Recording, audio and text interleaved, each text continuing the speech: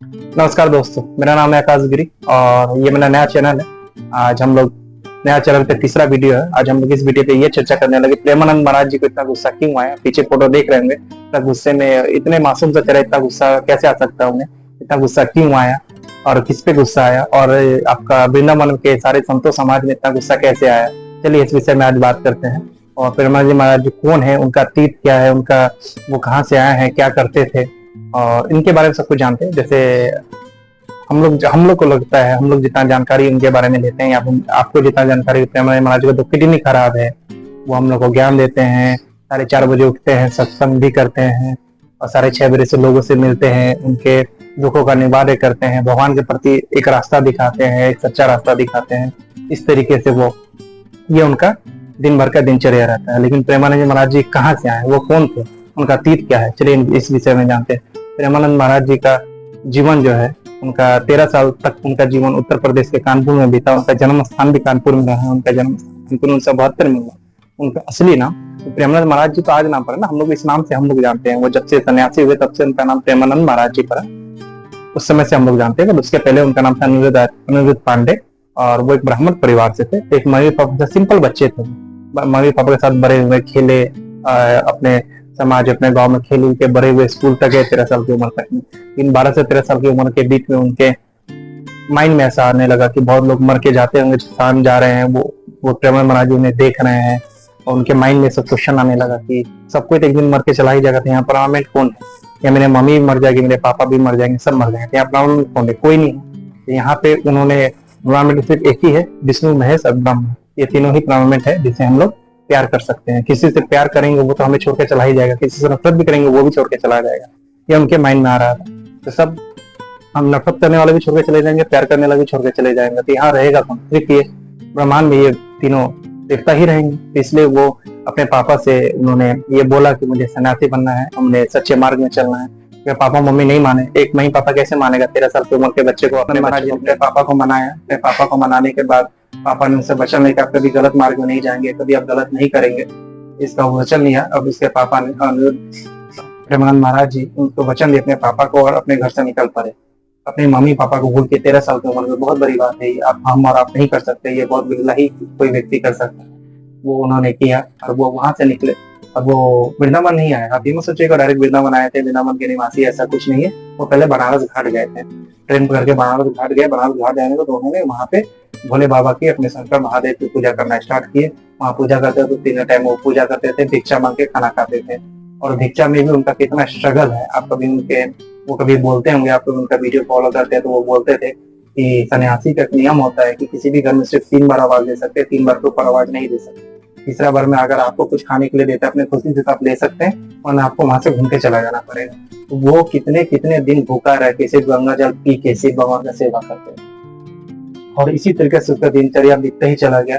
एक वक्त ऐसा है जब आपका बनारस घाट में उनको खाने को नहीं था और उस वक्त वो बहुत बीमार भी रहने लगे थे। तब उनको गड़बड़ी था, तो फिर तो दवा ववा खाकर नॉर्मल हुए थे। उसके बाद आपका वहां पे एक आपका नाटक होता है, जो पहले जमाना में होता था, नाटक होता है, जो लीला होता है, अभी भी होती है, लीला होता है, जो आपका कृष्ण और राधे को लेके लीला हो रहा था, राधा को लेके, राधा माँ को लेके लीला हो रहा था। उस लीला को उन्होंने भागी, उन्होंने देखने का उन्होंने मन बनाया और उन्होंने देखा और देख के मन प्रमुग्ध हो गए। उन्होंने सोचा कि जिंदगी है तो यही है, इनके नाम होता है, जिंदगी कर देंगे। शिव भगवान ने उन्हें रास्ता दिखाया वृंदावन का, और मुझे लगता है उनको भगवान ने उनका हाथ पकड़े वृंदावन दिखाया। उन्होंने ऐसा किया है जो उनको भगवान ने उनको आशीर्वाद दिया, उनको हाथ पकड़ के वृंदावन, और वो वृंदावन आए।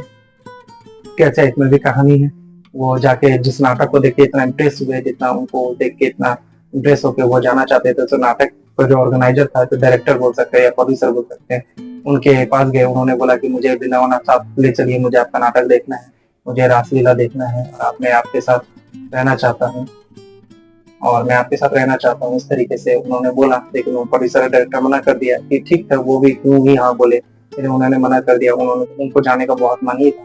उन्होंने एक सन्यासी बाबा को बोला कि मुझे जैसे भी जाना है, तो सन्यासी ने उनको बोला कि ठीक है, जरूर हम आपको भेजने का प्रबंध करते हैं, चलिए। तो उनके घर में खाना खिला के उनके मत्ता का ट्रेन में बैठा दिया। प्रेमानंद जी मत्ता के ट्रेन में बैठे, तो ज्ञानी व्यक्ति तो रहे ही हैं, वो अपना ज्ञान को प्रकट किए, तो लोग बहुत इंप्रेस हुए, आसपास के लोग। उसमें से एक परिवार था तो बहुत इंप्रेस हो गए थे। तो परिवार ने उनको बोला कि ठीक है, आप मेरे साथ चलिए बाबा जी, हम लोग मतलब से वहां से फिर वृंदावन के रवाना होंगे। चलिए हम लोग होटल में रहते हैं, खाते पीते हैं, उसका साथ में ही निकल जाएगा। अब बाबा के पास कोई ऑप्शन भी नहीं था, बाबा तो हाँ ही बोलना था, मैंने हाँ बोला। उनके बाद वो लोग फिर होटल में गए।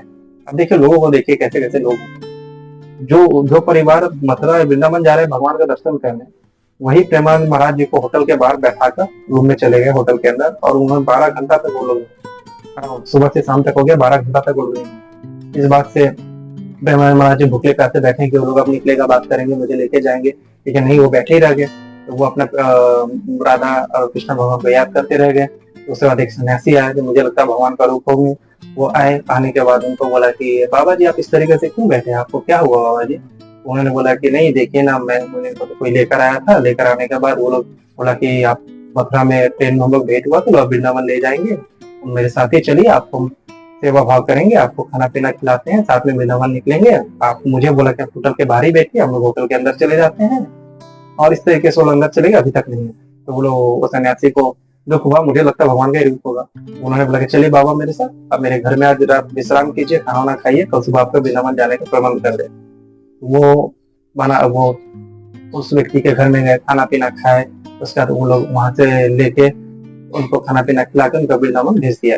उसके उस तरीके से वृंदावन, अब फाइनली प्रेमानंद महाराज जी वृंदावन आ चुके थे और आशीर्वाद देकर मुग्ध हो गए थे। जब पहला दिन वो जब गए थे, वो रोते ही रह गए पूरा पूरा उस समय जितने लोग देख रहे थे रासलीला, जितने लोग वहां पे आसपास थे, सब शॉक हो गए थे कि ये कौन बाबा है जो इतने मग्न से, इतना लग्न से रो ही रहे हैं, भगवान के नाम पे इतना लीन कैसे होते हैं। इस तरीके से प्रेमानंद महाराज जी वहां पे ही वृंदावन के ही होके रह गए, और आज पूरा दुनिया उनको जानते हैं प्रेमानंद महाराज जी कौन है और क्या करते हैं, इतने भले व्यक्ति हैं और क्या कर रहे हैं, सब कुछ जानते हैं। चलिए ऐसा जान लिए, अब हम लोग का जीवन का अतीत के बारे में जानिए, तो इतना प्रसिद्ध क्यों है इसके बारे में भी जानते। वो प्रसिद्ध इसलिए है क्योंकि देखिए मुझे ऐसा लगता है, प्रेमानंद महाराज जी का बहुत सारा वीडियो देखे होंगे, नहीं देखे होंगे तो आप जरूर देखिएगा। वो हर किसी को बराबर देखते हैं, विराट कोहली भी है या फिर भिखारी है, दोनों का आप ले जाइए और लाइन में खड़ा कीजिए, प्रेमानंद महाराज जी किसी को स्पेशल ट्रीटमेंट नहीं देंगे। विराट कोहली को समझ से देखेंगे और उस व्यक्ति को समझ से देखेंगे, दोनों को बैठाएंगे, दोनों को बैठा के बराबर ही उनको ज्ञान देंगे, सही रास्ता ही दिखाएंगे, सही मार्गदर्शक ही करेंगे। कोई मालिक है, कोई नौकर है। एक वीडियो में कुछ क्लिप है, मुझे तो इस वक्त याद नहीं है, लेकिन एक वीडियो में उनका देख रहा था, एक व्यक्ति बोला था मालिक है मेरे नौकर है, तो प्रेमानंद महाराज जी उनको मुंह पे करारा जवाब देते बोले थे, यहाँ सर कोई नौकर है, मालिक सिर्फ ऊपर वाला है, हम दोनों ही नौकर है, हम दोनों उसका सेवा करने के लिए आए, हम दोनों को सिर्फ ऊपर वाला का सेवा करना है, हम दोनों का मालिक का सेवा।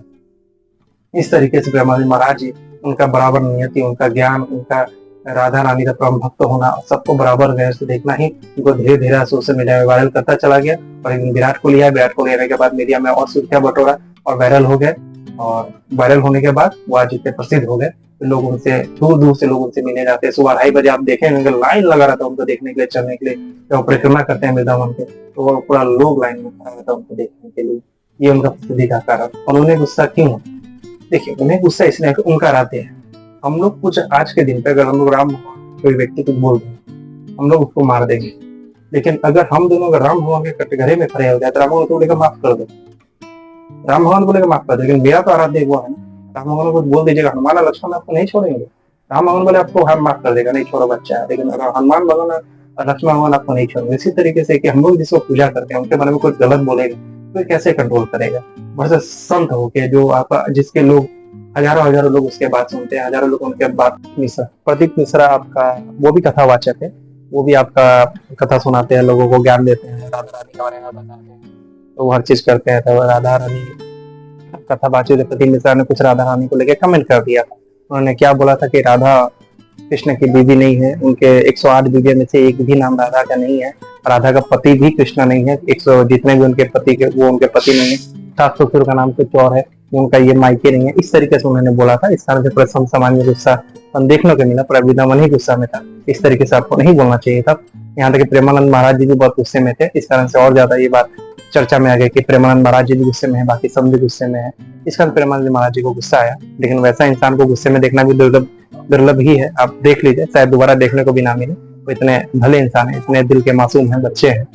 और प्रेमानंद महाराज जी के बारे में आज हम लोग सब कुछ जाने, उनको गुस्सा क्यों आता है, सब कुछ समझे। आज हम लोग इतना जानकारी लिए है। और ये मेरा तीसरा वीडियो है। मेरा नाम आकाश गिरी है, मेरा चैनल आप देख सकते हैं। अगर आपको कुछ अच्छा लगा हो जरूर कमेंट कीजिए, कुछ गलत लगा तो भी कमेंट कीजिए। और जय हिंद। और नेक्स्ट वीडियो बहुत जल्द आएगा।